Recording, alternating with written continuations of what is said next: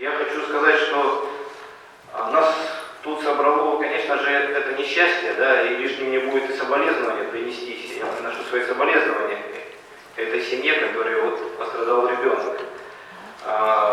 Мне пишут сейчас в последнее время, что еще такие случаи, вот, ну, они не подтверждены, но есть. Даже в группе Народного фронта один из наших членов штаба написал, что на ребенка напали собаки и так далее. Все это вопросы, которые, ну, не сегодня они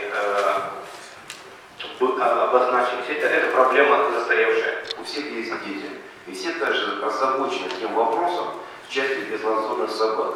Безусловно, мы в шоке от тех событий, которые произошли в Ленске.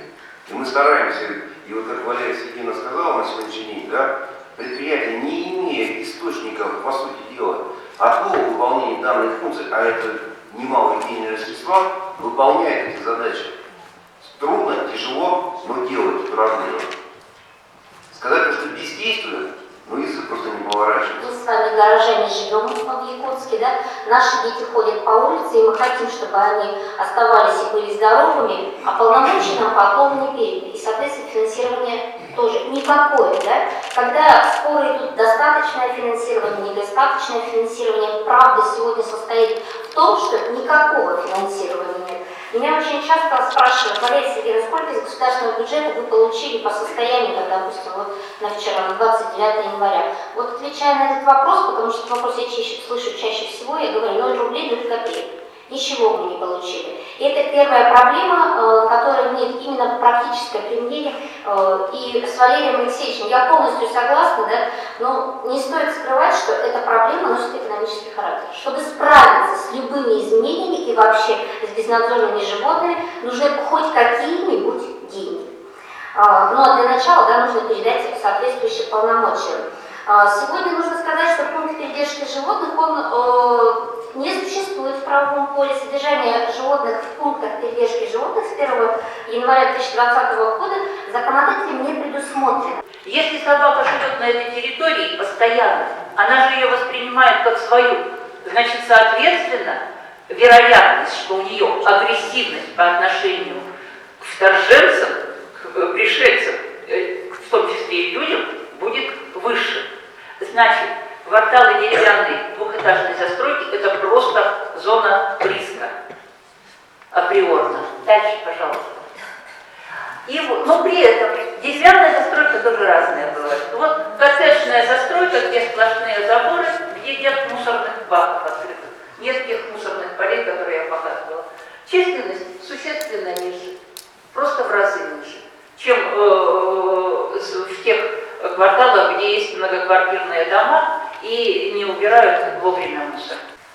И вот если посмотреть вот эту вот правую часть кривой, которая вроде бы кажется благополучной, обратите внимание, с 2018 года у нас начался слабый подъем. Но сейчас этот год, он особый. Зимой было довольно тепло, и, наверное, обратили внимание, что есть собачьи свадьбы уже появились.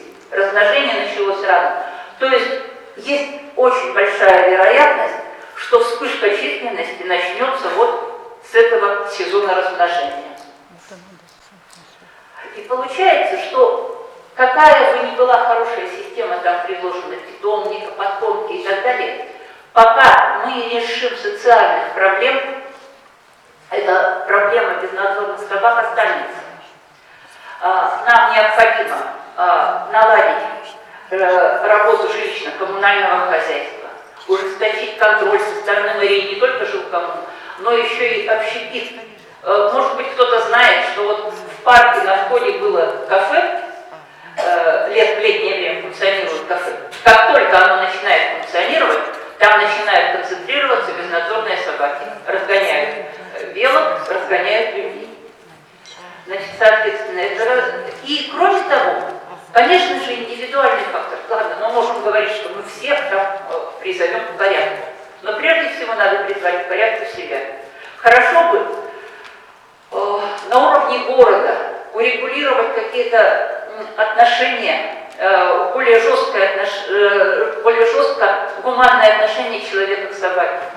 Чтобы человек нес четкую ответственность за то, что вот он взял эту собаку, он обязуется ее кормить, выгуливать, чтобы ее экскременты не служили заражению окружающей среды разными там яйцами гельминтов, допустим. Слава Богу, наш третий сосед, который ехал на машине, он от 9-летнего ребенка отмахал 12 собак. Это собаки не частного сектора, это организации, которую закрывает микрорайон Марха. И ведь были же сделаны вызовы 22 января, вот это было совсем недавно. И мы ждем действительно, пока нас кто-нибудь жареный какой-нибудь вот клюнет куда-нибудь, пока загрызут насмерть ребенка. Мы живем по Намцирскому тракту, у нас нет освещения, но у нас есть 3 базы, на которых есть огромное количество собак. Не просто много, а огромное количество. Я вот сегодня пока шла, я насчитала 25 кавказских овчарок. Понимаете, и мы каждый год боремся, отправляем в 3-й ГОМ всякие постановления, но нам приходит, что они все привязаны. Администрация микрорайона не работает. Спасибо большое. Против приюта, да мы всеми ногами, руками за приют, потому что куда им деться этим собакам? Кроме нас, свою волю может помочь, они сами себе не помогут, они не могут пойти на работу и заработать себе на хлеб, понятно?